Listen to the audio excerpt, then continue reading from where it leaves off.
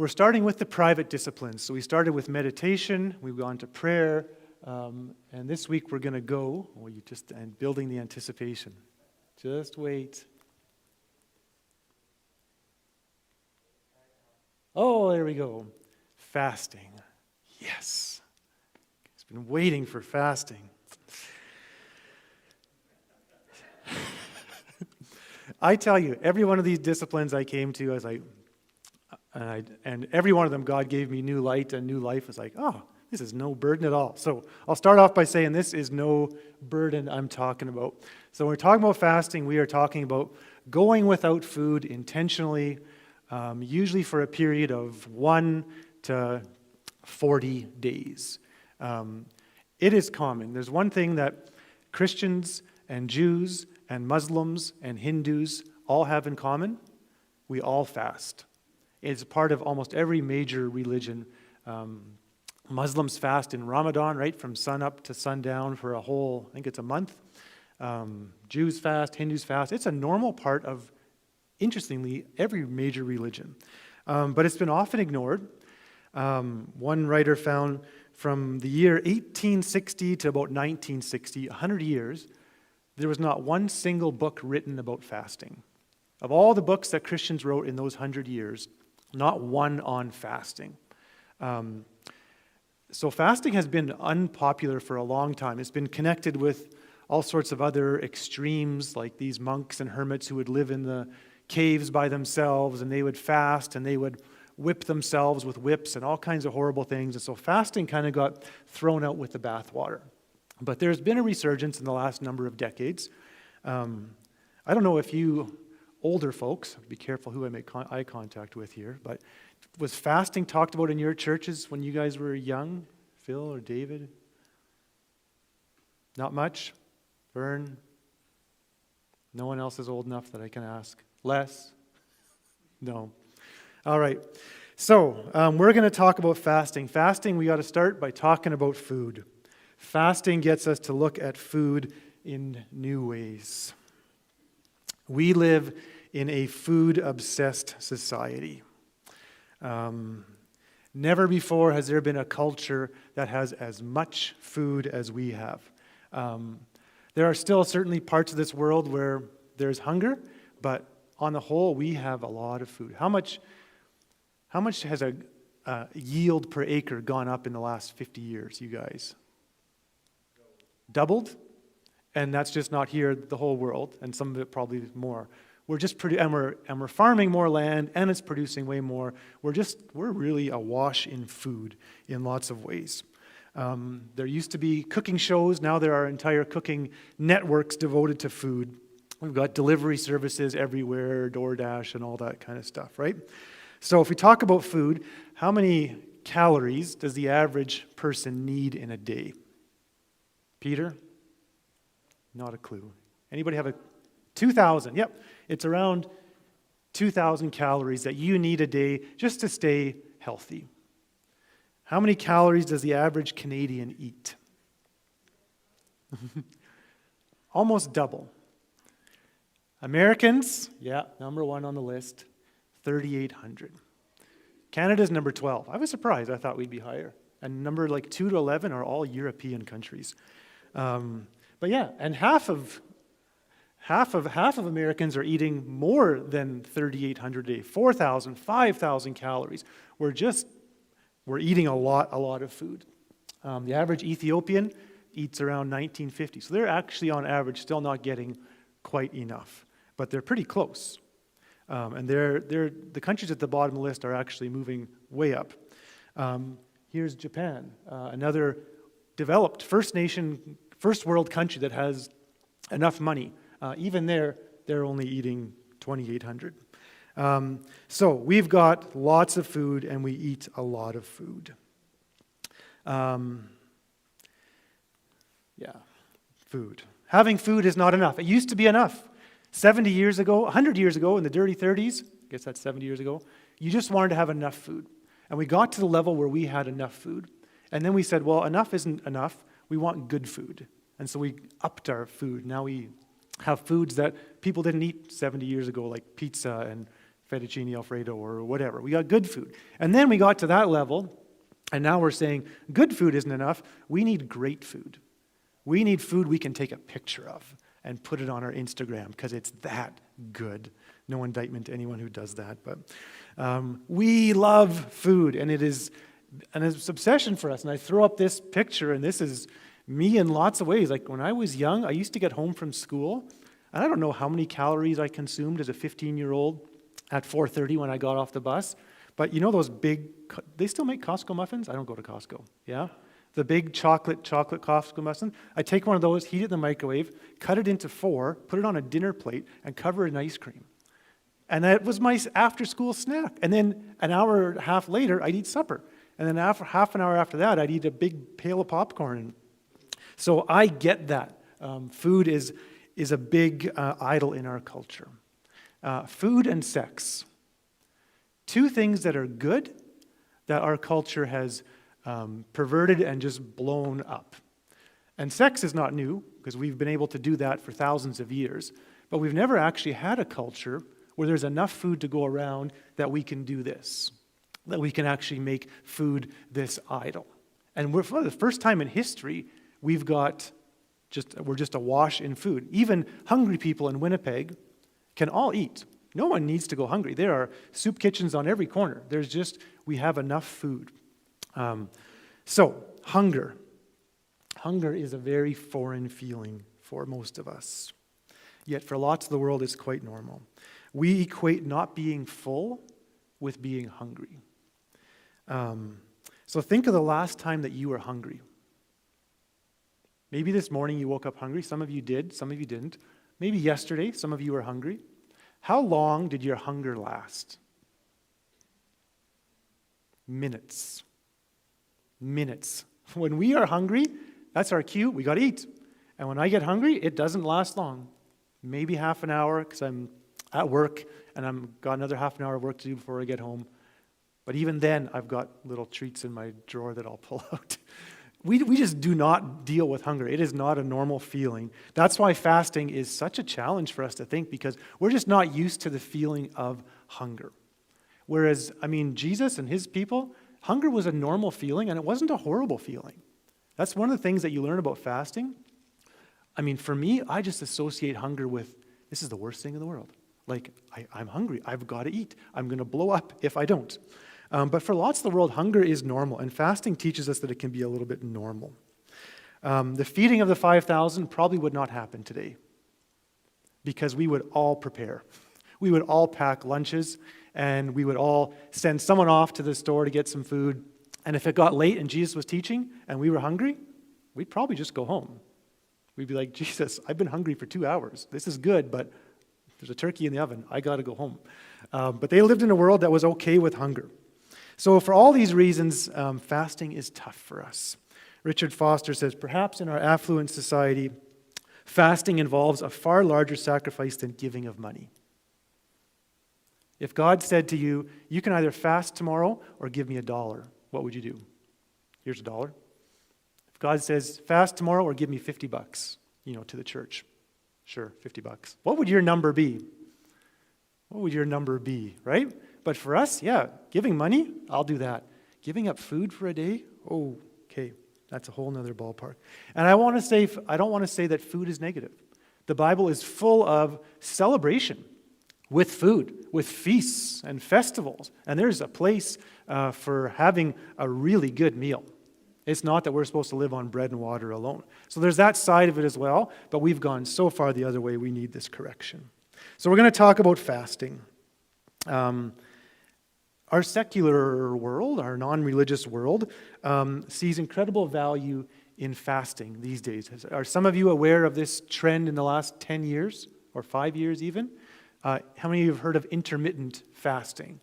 Yeah, it's become pretty popular. It's not a religious thing at all. So I found the website fasting.com, and it's just a health website.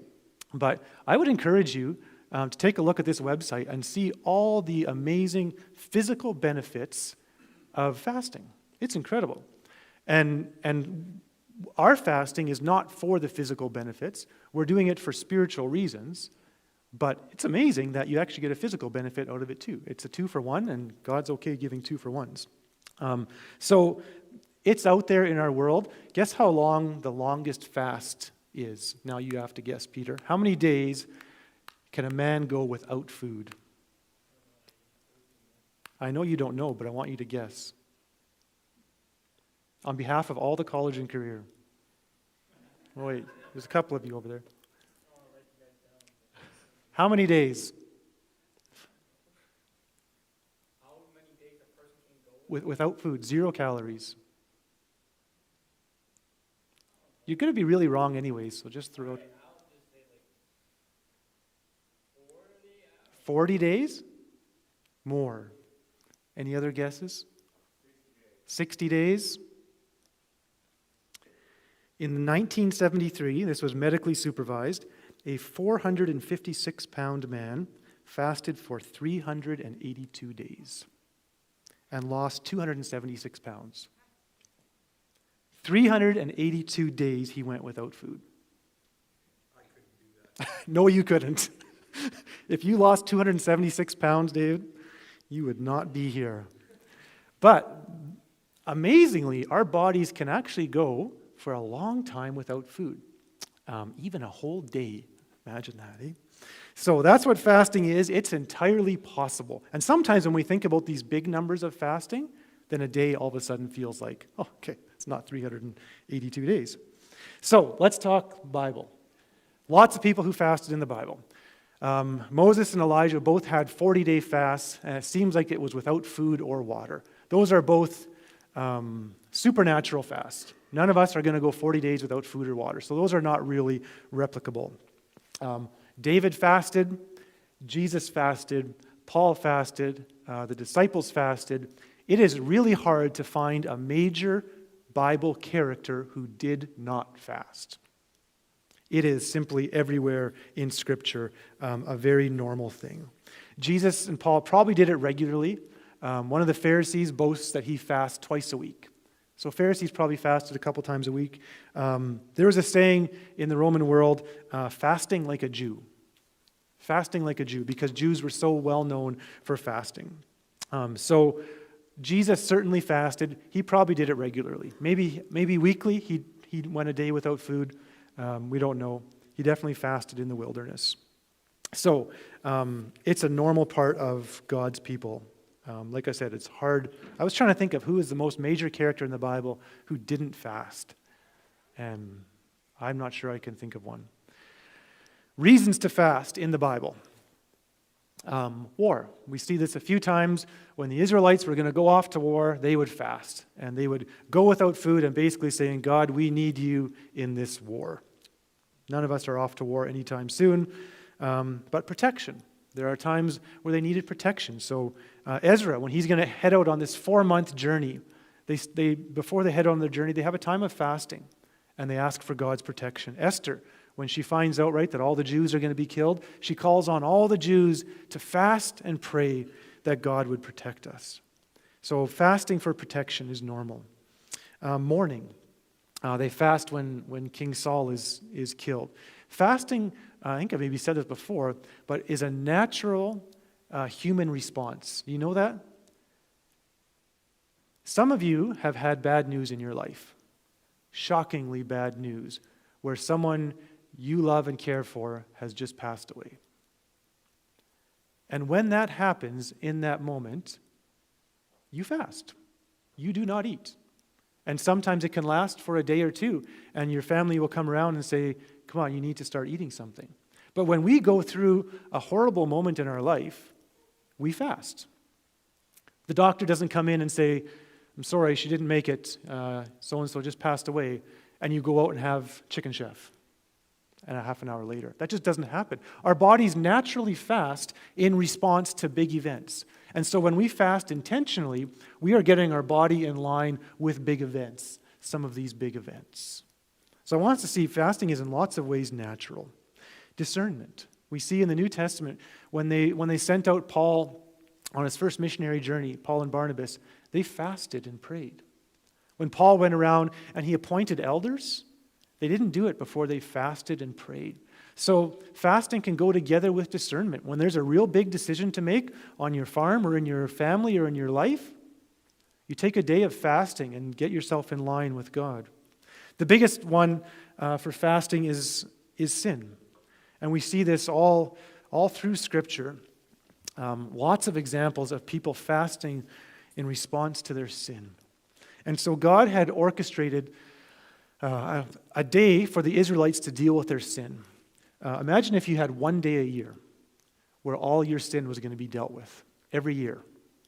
And they had a day, and it was called the Day of Atonement. It's in Leviticus. If you want to look there, you can. Leviticus 16. And so the Day of Atonement, before Jesus showed up, was the way that God dealt with people's sins. And they had one day, and they had lots of special rituals for this day. And in Leviticus 16, 29, here's what God says about this day. It shall be a statute to you forever that in the 7th month, on the 10th day of the month, you shall afflict yourselves. In Hebrew, it says, afflict your throat. That's the literal translation. But what that means is nothing goes down your throat. No food, no water. And you shall do no work, either the native or the stranger who sojourns among you. For on this day shall atonement be made for you to cleanse you. You shall be clean before the Lord from all your sins. It is a Sabbath of solemn rest to you, and you shall afflict yourselves. It says a second time, no eating, no drinking. It is a statute forever. And it goes on. So there was one day a year where the Israelites came face to face with their sin. And the only appropriate response when you're face to face with your sin is fasting. Can you imagine sitting there with a big greasy piece of pizza and a pop and stuff in your face and, God, I'm really sorry for this horrible thing I did. And it just doesn't go together. It just doesn't go together, eating and confessing our sin. But confessing our sin and fasting, those two go together hand in hand, of just bringing our whole body into alignment with our sin, with what we've brought before God. And so fasting for sin is a very appropriate way to do this. And so they did this once a year.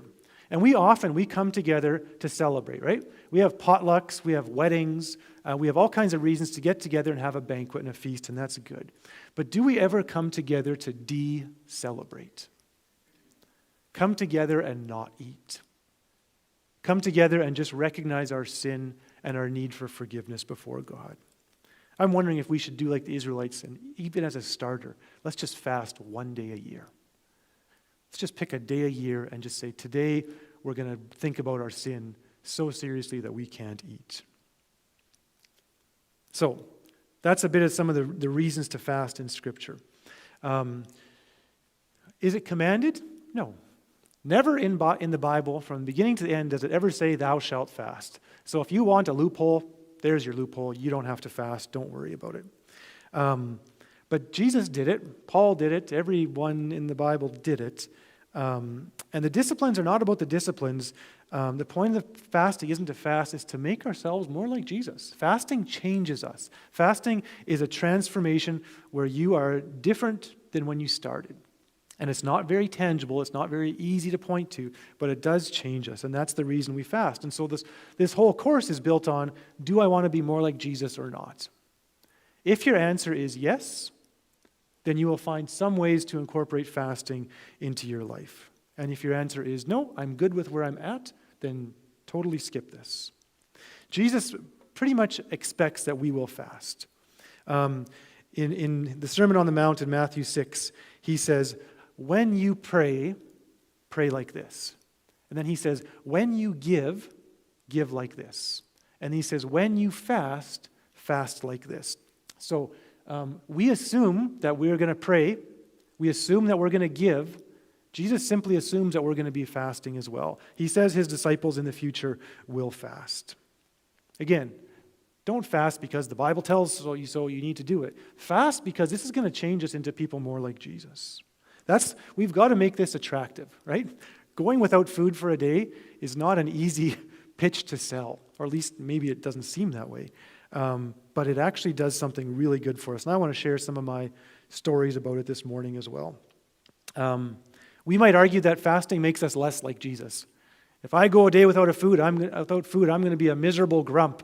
I'm more like Jesus if I have food. I don't think that argument holds up. I understand it, but I don't think we can go there. Fasting reveals the things that control us. And it finally gives us control. We finally get the steering wheel. We look at like a drug addict, right? And you can see how that addiction just controls their life. But we don't see it so much in our own lives. But there are things that control us. And one of the things that controls us, that controls me, is food. And it's nice to grab the steering wheel every once in a while and say, you know what? I'm running the show in this life, not you, stomach. So if pride controls us, we can, like David, we can humble our soul with fasting. If you want to deal with your pride, try fasting. It's going to change us. It's going to transform David when he says this. Fasting reminds us that of every word that proceeds from the mouth of God. It's our way of saying, you know what, God? If I have to choose between your voice and food, I'll pick your voice. I want to hear you more than I want food. Jesus says the same thing, right? Jesus needed food. He was a human just like us, but he lived on something more than food. So fasting is a way to gain self-control over an area that our culture has no control over. Paul says, I discipline my body and keep it under control. I subdue it. Paul seemed to think that his body needed someone to take the wheel, that he needed to be the steering wheel of his own body. And part of that was fasting, and part of that was other disciplines as well. He says in 1 Corinthians 6, I will not be dominated by anything. And the topic in 1 Corinthians 6 is sex, and saying, I won't let sex control me. I'm going to control my sexual desires. But it fits with food. It fits with anything at all. And we look at, drugs and alcohol and all that. I don't want to be controlled by that. But for us in our culture, food is a big one. Food is at least it is for me. And you know what? I know it is for you too. I know that we're not all that different. I will not be dominated by anything. I find that fasting, having self-control over food, is very connected to self-control over other areas of my life. It is easier to control my tongue when I'm controlling my belly. It's easier to control my eyes when I'm controlling my belly. It's easier to control anger when I'm controlling my stomach. It's easier to control spending money. All of those things that we sometimes, areas where we can lose control a bit, fasting helps us get into a spot where we gain control over that. All right. There is useless fasting. It's not good to do. Fasting for the wrong reasons is a waste of time, and don't bother with it. Isaiah 58, I don't know how much of this I'll read, talks about some useless fasting. So this is God's word to the Israelites who just turned their back on God for so long. He says, yet they seek me daily and delight to know my ways, as if they were a nation that did righteousness and did not forsake the judgment of God. They ask of me righteous judgments. They delight to draw near to God. Why have we fasted and you don't see it? Why have we humbled ourselves and you don't take knowledge of it? So they're asking, God, we're fasting. What's the deal? How come our life isn't better? And God answers, behold, in the day of your fast, you seek your own pleasure, and you oppress all your workers. You fast only to quarrel and to fight and to hit with a wicked fist. Fasting like yours this day will not make your voice to be heard on high.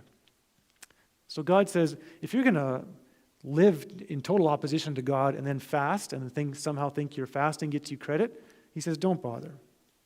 Is this not the fast that I choose? A day for a person to humble himself.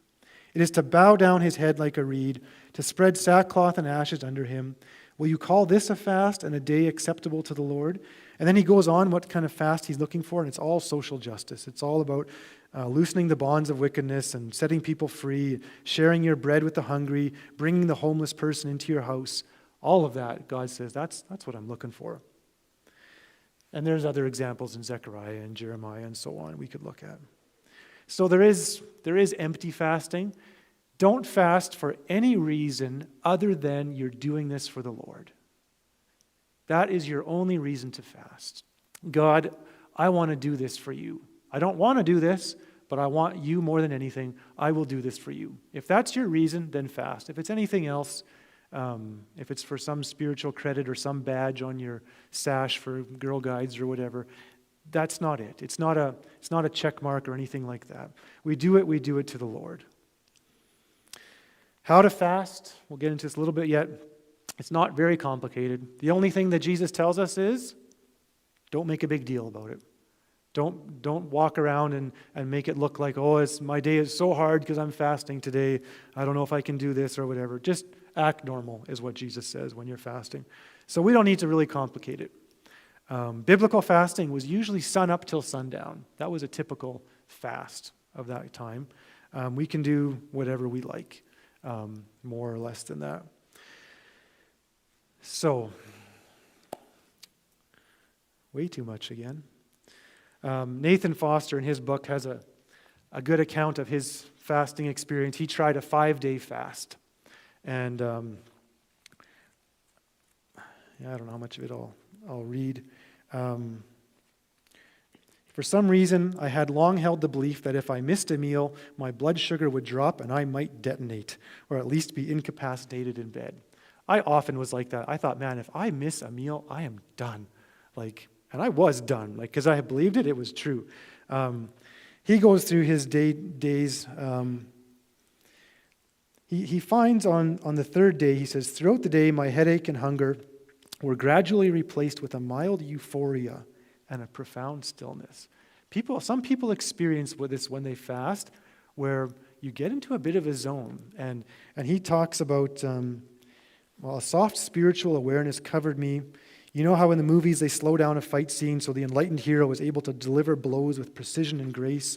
It was like that without the violence. The volume on God was turned up. He talks about how he just felt powerful. I felt like I could accomplish anything. That's day 4 that he's on. Anyways, it went really well for him. And then it totally crashed on day 4. And he gets downright totally suicidal. And it's fun to read. He just totally falls apart. And he quits his fast the next morning and goes out for a big bacon and eggs meal and gets sick because he can't do that. I thought I would share my thoughts. So I knew fasting was coming this week. I thought I have to have something to talk about. So I fasted this week. And I debated sharing this because I just don't want to be like, oh, look at me, I fasted, right? I did a 72-hour fast. I've fasted many other times in my life, often for a day, and I've done longer ones before, never longer than this. But I thought, I want to go through this for my people, just to pay attention to myself as I go through a fast. And if you would have told me when I was 16 that I could fast for 72 hours, I would have said, I'll be dead. I'll be dead by the next night. But after 72 hours, I felt like, yeah, I could do another day or two. I think it would be hard, but you could do it. So I'll tell you a little bit about my journey of fasting, just some of the things that God showed to me as I fasted. So I had Tuesday supper. We had a good supper of butter chicken, and I was stuffed. By 10 p.m., my hunger was a 1 out of 10. And normally, I would fill that, because I don't like going to bed even with a 1 out of 10 hunger. I like going to bed full. So even a 1 out of 10, I was like, oh, I want to eat some chips or something. Okay, I'm fasting. I made it through that night. I fell asleep. Some of my notes, I just took notes as I went along. Woke up not usually hungry. I'm not usually hungry in the morning. I took the 20 minutes I usually spend on breakfast. I make a big breakfast and I eat a big breakfast. It takes me time every morning. So I took that 20 minutes and I had a way above average time with God. I read some scripture and a short reflection that really spoke to me that I wouldn't have had if I was making my breakfast. So right away that first morning I was like, oh, taking this food time and giving it to God. And would God have spoken to me in an amazing way if I ate? Maybe. I don't know, but that's what happened. My stomach growled for the first time at 10:48 on Wednesday morning. 3 out of 10 hunger. Otherwise, all good. I've often got headaches when I fasted. That's pretty normal. This time around, I didn't. So Wednesday afternoon, got hungry before supper, smelled what Nikki was cooking. Wasn't a big deal. Kept myself busy all evening. I was running around town, delivering stuff to different people, and kept myself busy, and that was way easier than just sitting around thinking about being hungry. In the evening, I was maybe a 4 out of 10 for hunger. I said the easiest day of fasting I've ever done.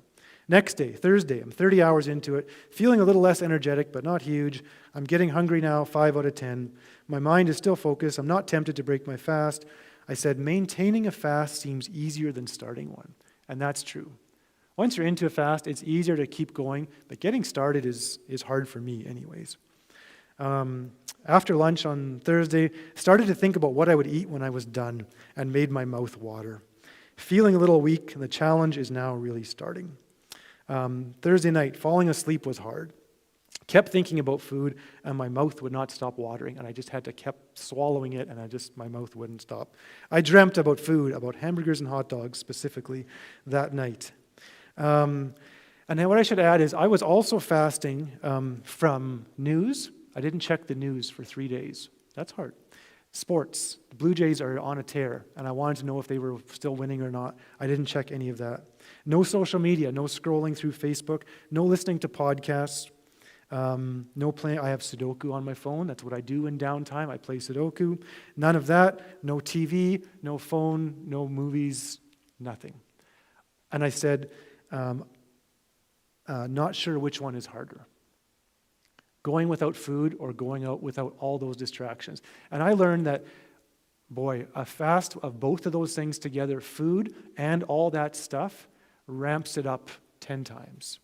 Because it's easy to replace food with Facebook. I'm hungry, I'll just distract myself with this. I'm hungry, I'll just watch this. I'm hungry, I'll just whatever. But when you get rid of all of that, I would just sit in a chair in our living room and stare out the window. Because that's all I could do. I was tired. I didn't feel like working. There's nothing else to do. I can read. I was tired of reading. I would just sit and stare. And you know what? It was good for me to just sit and stare out the window, because humans have been doing that since windows have been invented and long before that. But we have this thing, right, where anytime there's downtime, we can just fill this with whatever. And I got rid of that and with food. Yeah, pretty much. And we need a monastery every couple times a year, I think. Does that say? So Friday morning, 60 hours into it, woke up hungry and feeling weak. I put my briefcase over my shoulder like I do every morning, and it felt 20 pounds heavier. I was like, oh. And I should say, every evening that I was fasting, I was doing hard physical work. I'm building an outhouse. I was digging a hole through rock. I was hauling 5-gallon pails of water. I was shoveling. I was doing all kinds of hard work, all my normal stuff. And amazingly, I could do all of that without food, actually quite well. But by Friday morning, I was feeling tired.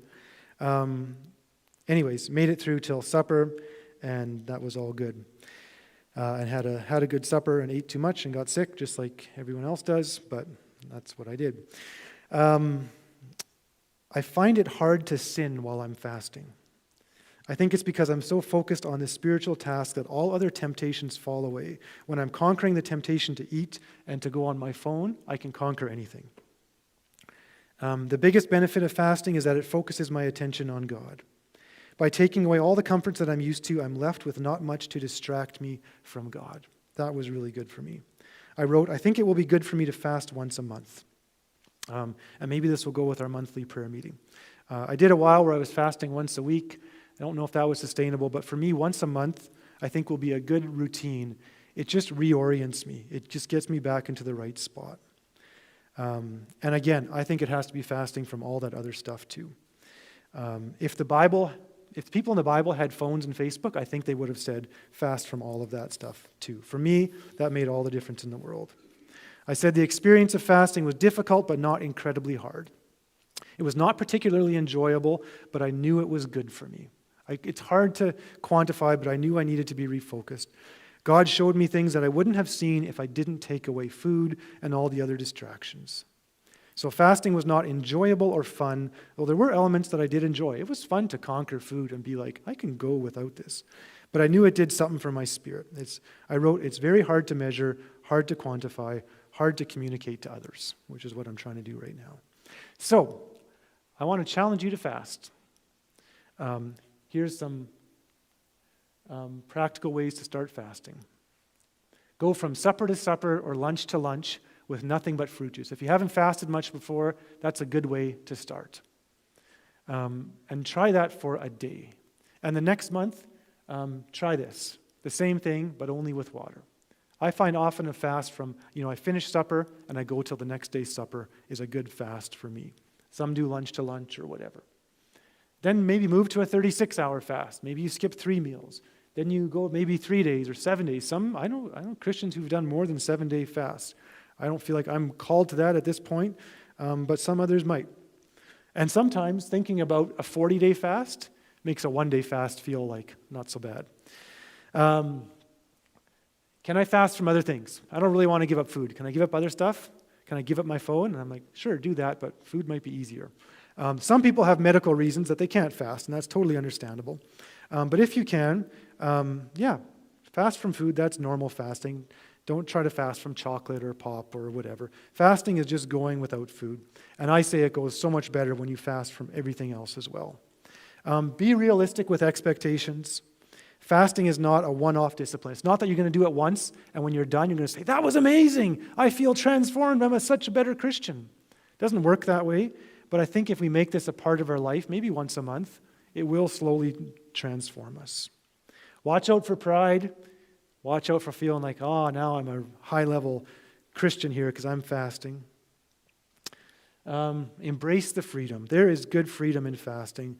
Freedom from food, freedom with your time. Combine this with prayer and meditation and all these other ones. Find a reason to fast. What would you say is more important than food? You may have a loved one who walked away from the faith, and you can say, God, for them to come back, that is more important to me than food. Or sin in your life and say, God, if I have to choose between getting rid of this sin or having food, I'll get rid of the sin. What is it in your life that you would say, this is more important than food? Choose that and fast unto that as well.